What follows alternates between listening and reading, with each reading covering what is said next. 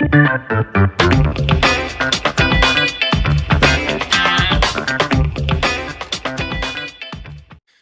and welcome to another episode of the Real Estate Investing Club. I'm your host, Gabe Peterson, and this is the place investors go to gain actionable advice, learn about current market trends, and hear war stories from other professional investors out there in the field today.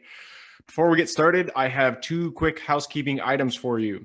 First, if you like this episode, we would very much appreciate a like, subscribe, and share. It is the best way to support the show and keep it running far into the future.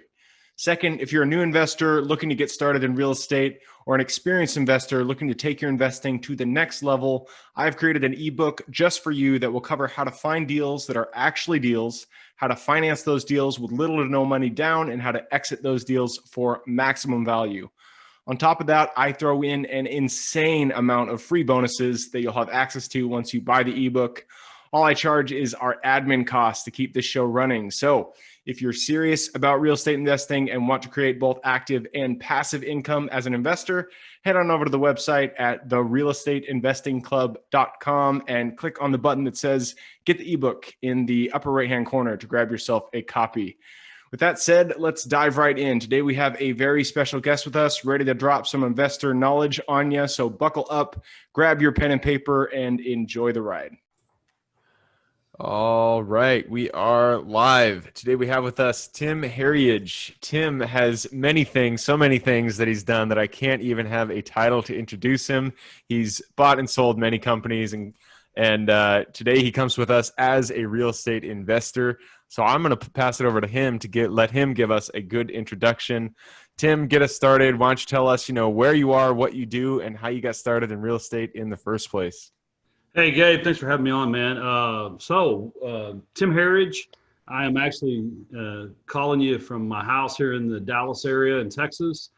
I guess the easiest way to describe myself is I'm a real estate investor. That's how I got started in this crazy industry 20-something years ago.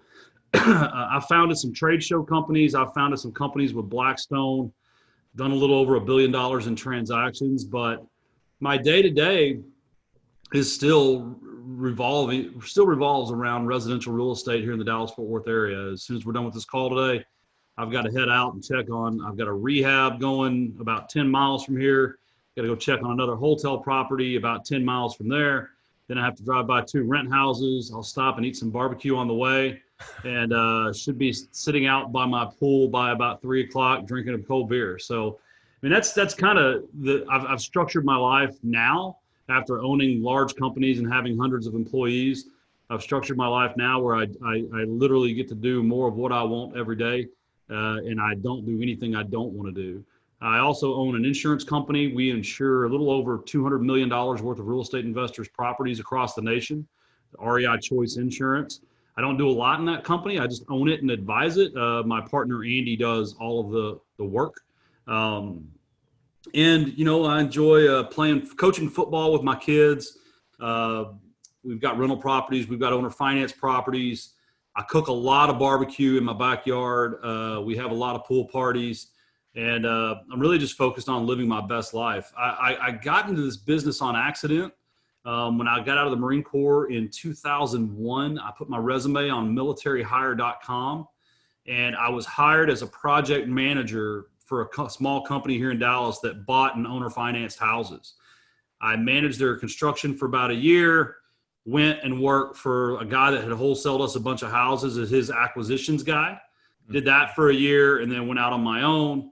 A couple years later, I met my wife. She owned a Homevestors franchise, and she wholesaled me a house, and I turned around and wholesaled it for more to another investor. Wholesaled it. So nice. The joke is that we got married to keep it all in the family. I love it. But, that's 12, 14 years ago now 15 years ago that we met. We're the nuclear family. We've got 2 kids and a dog and live on a couple acres. And I spend a lot of time helping investors and with loans and with insurance and with joint ventures. And I buy from investors. I've helped a lot of investors through the REI Expo and B2R Finance. But today, it's been a long, I don't come from money. Everything I've ever done is self-funded, self-made. I don't have investors. So I've done it the long, hard way. But here we are 19 years later, and I'm very glad I did it. Oh man, I love your story, and it was very Texas. I heard barbecue, beer, and football a couple times in there. So you are a true Texan. So that's that's awesome. Even during the pandemic, we have a scrimmage tomorrow for Little League football. Uh, Nice. a lot of things are on hold in this state, but Little League But football is not one of football them. continues. Yeah. I love it. So cool. You got started as a project manager in 2001, and that was like your first foray into business, right? Right out of you just left the Marines, you just got into you're looking for a job, and this popped up. You went and you were a project manager, and that's how you got introduced to real estate, right? Yeah. I had some construction experience from when I was in high school, and I included that on the resume that the Marines showed me how to make. And this former Marine hired me, and he said, "Look, I just need someone organized that'll work hard and do what I say." And I said, "Well, you got the Done.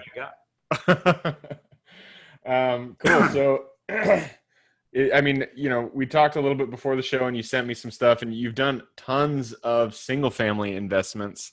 Usually, when everybody has their own path, and I love just hearing how people do real estate because there's so many different ways to do it. And so you chose the single-family route. Why did you choose single-family? Why didn't you go, large multifamilies, commercial stuff like that? What really brought you into single-family? You know, we found this when we were working with Blackstone and helping. We did $1 billion in loans in less than 2 years to investors. My story is very common with most people that are successful in this business. Single family is one of those things.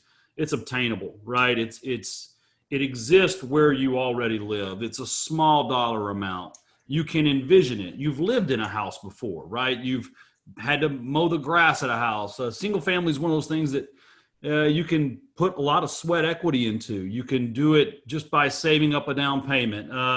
I think I gravitated towards single family because it was accessible to me, being from someone with, my parents didn't have enough money to send me to college. That's why I went to the Marine Corps, not because I'd love to sit here and be romantic and say that I had some deep desire to serve my country, but the reality is I was going nowhere. I had no money. So I think I started in single family because it was obtainable. It was understandable. It's easy to digest. And then now, as I'm older and more mature, I'm 42 now, I still like single family because there's not a concentrated risk.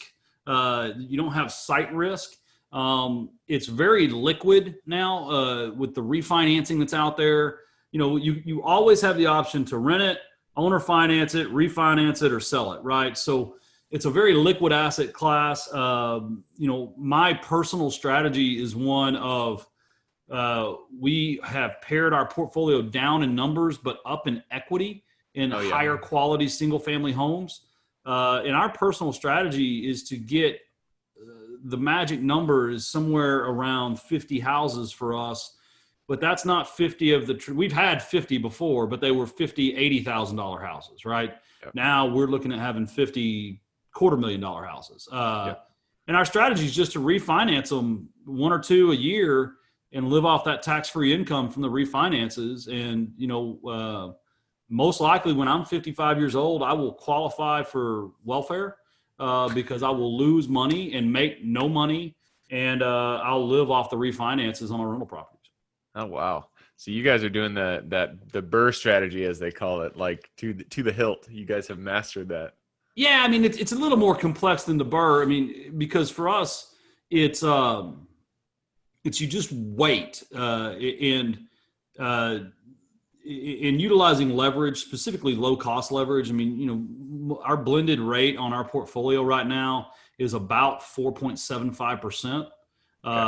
So we're really focused on advantageous leverage versus just leverage to keep the machine going, if that makes sense. Yep. Yeah. I mean, I'm at a much earlier stage in my career, in my real estate investing career. So I'm more at the keeping the machine running and getting things moving forward. So I'm a little bit more leveraged. than you, I'm sure. So when you're looking at an investment deal, I mean, you're still looking at single families now. You said after this call, you're going to go to a job site. You're going to check on some of your rentals. What are you looking for in terms, for single families? Like what kind of, I mean, it sounds like now you're looking for more turnkey. You're not looking for fix and flips, but what is it generally that you're looking for when you're going to buy? Yeah. So my business, being 20 years seasoned, is very streamlined and systematized. We send out 5,000 postcards a week. Wow. And we spend about $1,000 a month on pay-per-click advertising. So our total advertising budget every month is about $10,000.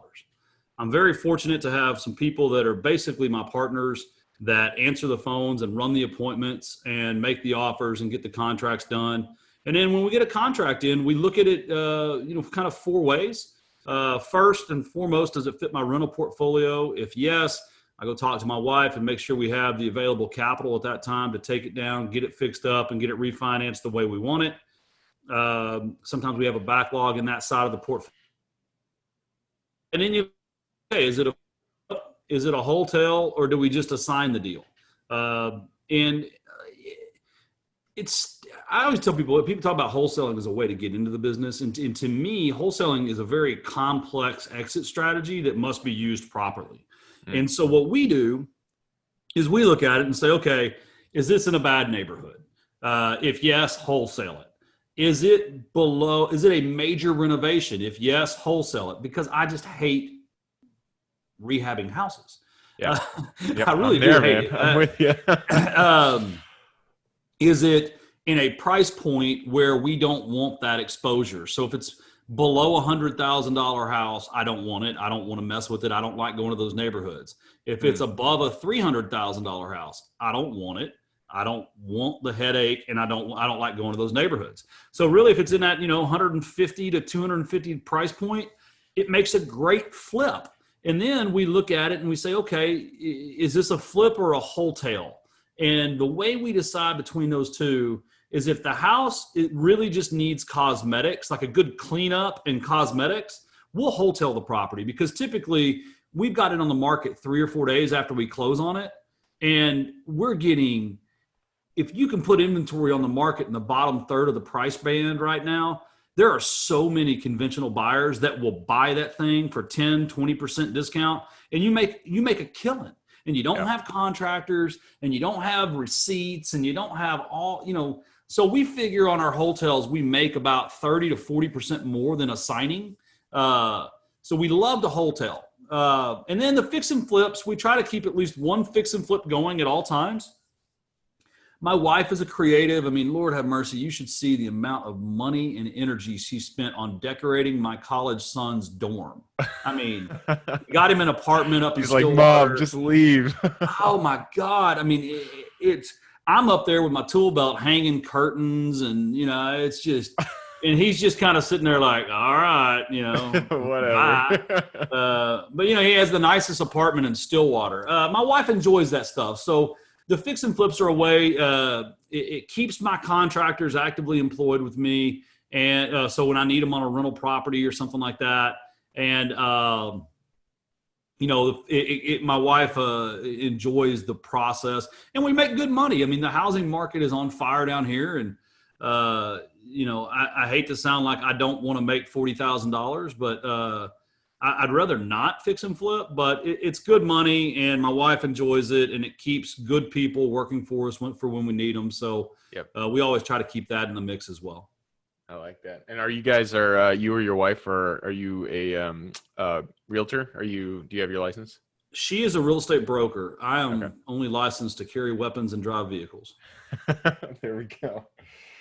So it sounds like, you really focus on the $100,000 to $300,000 range. And that kind of dictates the area also that you're focusing, it sounds like, as well, because you don't want to go into the really nice areas, and do any of those flips, and then the numbers won't work out for a rental anyways. And you don't want to go in the really low areas. Right. So do you only focus Texas, or do you invest outside of Texas? I've done some deals outside of Texas. I've done loans this year outside of Texas. I've done a lot of insurance this year outside of Texas. But with regards to my single family acquisitions, it's within 50 miles of where my butt is sitting right now. Nice. That's Yeah. Texas. I feel like, I mean, you can always have an excuse for wherever you are to not work. But I do feel like Texans, you guys got an advantage because there are just so many houses out there, and it's just the price point is so good.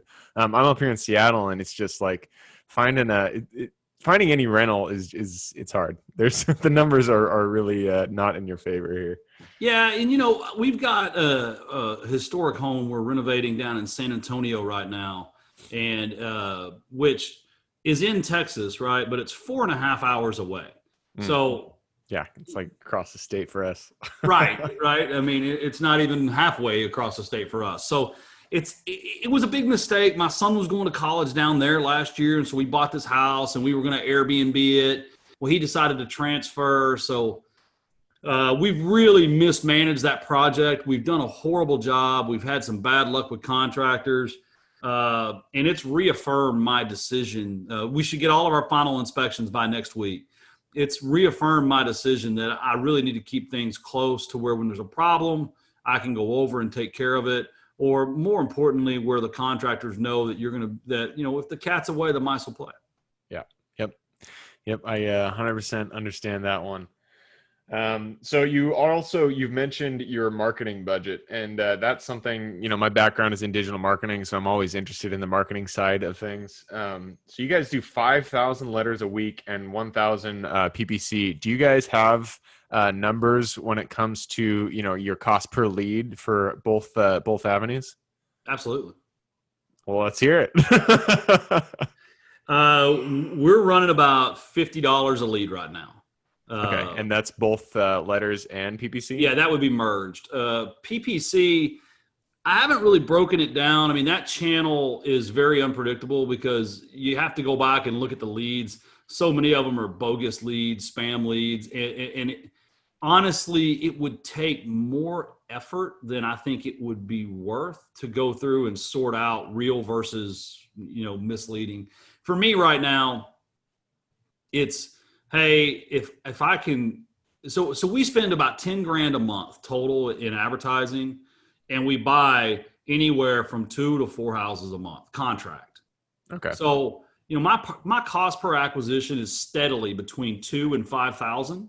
And that's not including any other cost of goods sold. There's no commissions or any of that. That's just pure advertising cost per lead. So there's no overhead burden there. I'd really like to keep it below 5.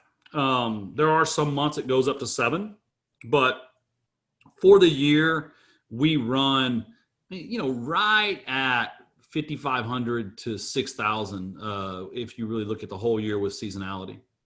Okay. So that's so it sounds like it's about 100 leads per conversion for you guys per close. Yeah. Cool. Yeah, that seems to be about what we've experienced too. We've been trying to get it down, but it's just like, I don't know. I do a lot of the digital side of things, and you're right. There's a lot of bogus stuff out there, so it's hard to cull them. One mini tip, if you guys haven't used this, is clickcease.com. If you add that to your Google Ads, it takes away a lot of the bogus clicks that usually aren't anything. But that's also a tip for listeners out there. Clickcease.com. If you guys do digital marketing, it is a killer when it comes to saving money on your PPC spend. So is it hard to do? Awesome. So kind of take us, you've already kind of given us an idea of it, but what is the next step for you guys? It sounds like you're really excited about, continuing the fix and flip business, rental business that you're running right now. Yeah. I mean, so for starters, my insurance company is growing about 15 to 20% quarter over quarter. So I'm really excited about that. I spent a lot of time yesterday talking to my wife with my fancy "How do I make money" chart, and I make money off of insurance, houses, and finance. The common thread is investors, and I was really talking about what do investors need. So I want to grow I want to kind of grow the lead generation side of my business, and not for acquisitions, but for investors. I'm looking at some land development. there's a lot of opportunity to develop land here in the DFW area, specifically the Dallas-Fort Worth area, because new home starts hit a record last month. Interest rates hit a record low. You can't buy. There are no houses for sale here. I mean, it's just insane. So new That's home interesting builders. that the housing prices are still that low. 100 to 300 is pretty low considering.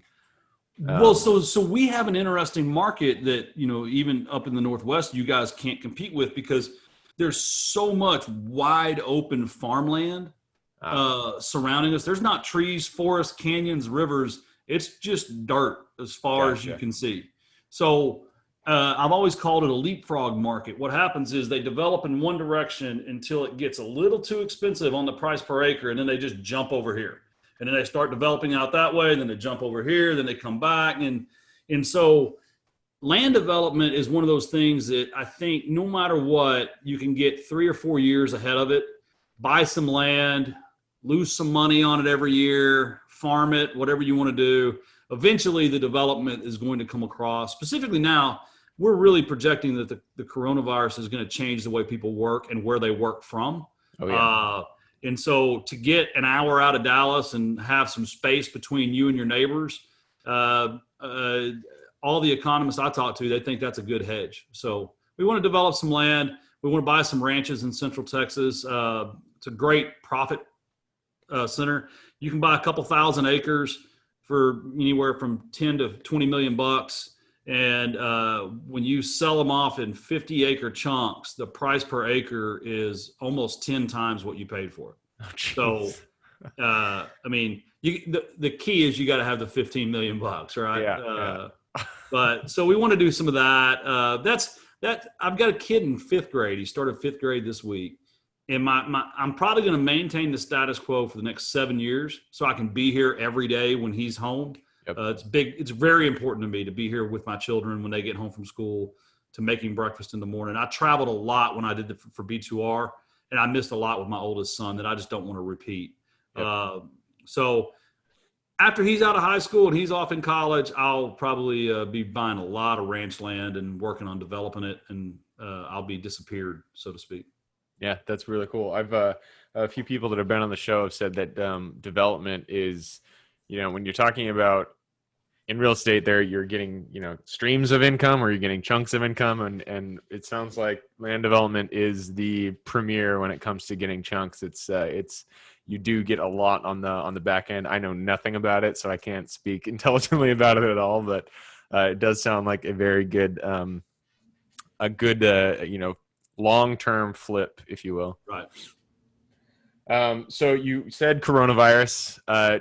Just tell us real briefly what's your projection into the future with the coronavirus? How's it going to affect investing? So I'm from Texas, right? So my opinion's about to come way out of left field on you, or I guess right field. I think that it's been completely blown out of proportion. I think that our nation is divided politically, economically, socially right now. I think the Democrats win this November. I think the pandemic goes away. Interesting thing, I monitor the probate leads, right? Oh, yeah. And if I told you for the last 4 months, the number of leads is consistent with the average from the last 2 years, would you believe me? Oh, yeah. I mean, people aren't dying in the street. I mean, it's true. So I just think it's going to go away. I don't think it'll magically go away, but I just think people will stop being so dadgum worried about it. Yep. Because it is like a really bad flu for old people. I mean, It is. And I've got some 80-year-old in-laws that we built a house for behind the house. We're not letting them get out much. We're keeping them sheltered, right? Within reason. But, I just don't think it's going to have a lasting effect. The lasting effect, Gabe, is going to be on what we as Americans do to each other during the process. The pendulum has an aversion to the middle. And so we're about as far right in leadership as we can get right now. And we're about to go really far left. And I just wish that someone practical could step up and hear all voices and help, get the government out of the way and let the people run the country. That's what I wish. But I like that idea. If only we could hit that, right? right. So no, I tell you this though. I was reading in the paper this morning. The Federal Reserve says that interest rates will remain at near zero levels as long as until we've reached a sustained point of inflation greater than 2%. So I posted on Instagram today. I said, so basically this means your cash is worth nothing and will be worth nothing for like ever. That's crazy. So I think with low borrowing cost and everybody gets a house kind of mentality, I think we're going to see a really big run up for the next 6 years. Rick Sharga from Realty Track would tell you that other than the Great Recession, real estate has pulled the nation out of every recession, right? And we in real estate caused the Great Recession, so we couldn't pull it out, right? But I think it's a great time to be in real estate. I think it's a horrible time to have cash. So even if you've got cash, if you can't figure out how to invest, you need to find someone that knows how to invest and loan them your money. Because if you're not making at least 6 to 7% money, you're probably Absolutely, you're cut out there. He's back. A little bit of chop. That's all right though. Tim, we are at the end of the episode. Actually, we're far over, but I'm cool with that because it was a great conversation. So I'm going to push us into the quick question round. This is where I ask quick questions. You give me quick answers. Starts with books. I'm a big bookie, so give me 2 book recommendations. One for real estate and one for just general life wisdom. Rich Dad, Poor Dad, Richest Man in Babylon. Oh, man, great ones. So many people have said Richest Dad in Babylon. I need to pick up that goddamn book because, a lot of recommendations. It's a good one. Next question is habits. Habits are the foundation of our life. So tell us, what is the habit that you feel has contributed the most to your success today? I'm grounded. I stay grounded. I remember where I came from. I help people and people help me back. I like it. Next one is your younger self. So if you were to go to Tim, say he was just getting out of the Marines, putting in that jog post in whatever it was that you were searching for a job for, go to him, look him in the eye, give him one piece of advice moving forward. What would that piece of advice be? Force yourself to keep one more rent house per year. I like it. It would be about $7 million more in net worth for me. One single family rental per year. It's very doable. One more. I like that. Very doable for anybody listening and watching out there. You guys can do it too. Just one more. Final question, and this is for the listeners. You've given us some great advice, some great information to kind of chew on as we go forward. So if someone wanted to reach out and get in contact with you, what would be the best way for them to do that? Just learn how to spell my last name and then just type in Tim Herriage. I have a YouTube channel. I have an Instagram page. I have a Facebook page. And timherriage.com is a great resource. I've got about 700 or 800 free videos out there between timherriage.com and flipthatcontract.com. I used to run a wholesaling course. It's all free. It's all on YouTube. Just type my name in after you learn how to spell it and knock yourself out. Cool. And I'll give you guys a cheat. It's a TIMHERRIAGE. Whew, it's an easy one. Awesome. Tim, again, thank you very much for hopping on the show. I had a blast. For everybody who's here with us today, thank you guys for showing up. You are the reason we do this. So again, thank you. The best way to support the show is just to subscribe, like, and share this episode with your friends and family. Other than that, I hope you guys have a great week, and I look forward to seeing you on the next episode. Thank you for joining us for another episode of the Real Estate Investing Club. I hope you guys enjoyed the episode as much as I enjoyed putting it on, and we're able to pull some actionable advice that you can apply in your own investing today in the field. Before you go, we have a gift for you. If you're a new investor looking to get started or an established investor looking to take your investing to the next level, I've created an ebook just for you, available on our website. This ebook will cover how I was able to create both active and passive income in real estate with very little money to start with. In it, I will address the 3 most often cited obstacles new and veteran investors run into by showing you how to find deals that are actually deals, how to finance a deal with little to no money down, and how to exit those deals for maximum value. And if you get the ebook today, I am throwing in a bundle of bonuses, 7 of them to be exact. The first one will be the off-market lead generation blueprint, which will take you through the exact systems and processes we use to generate off-market leads like clockwork, which is the most important skill when it comes to creating wealth in real estate. The second bonus is the A to Z REI systems and vendors guide, which will allow you to peek under the hood of our business and see the exact tools, systems, and even the vendors we use to see the success that we do.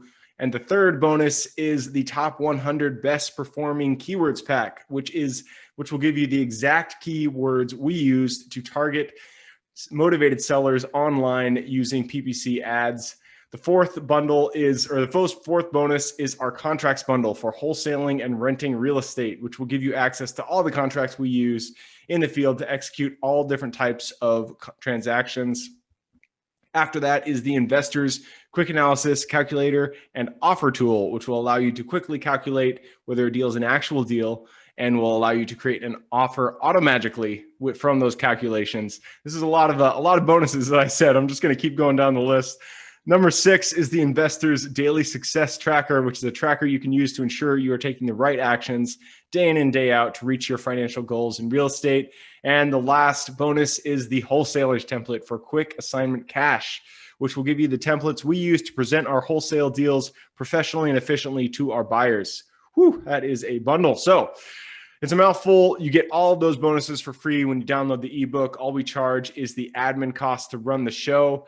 So if you're interested in the ebook and the bonus bundle, head on over to the website at therealestateinvestingclub.com. Click on Get the Ebook Bundle at the top of the page to take advantage of that deal. And with that said, I hope you have a fantastic day, an even better week. Keep rocking real estate, and I look forward to seeing you on the next episode.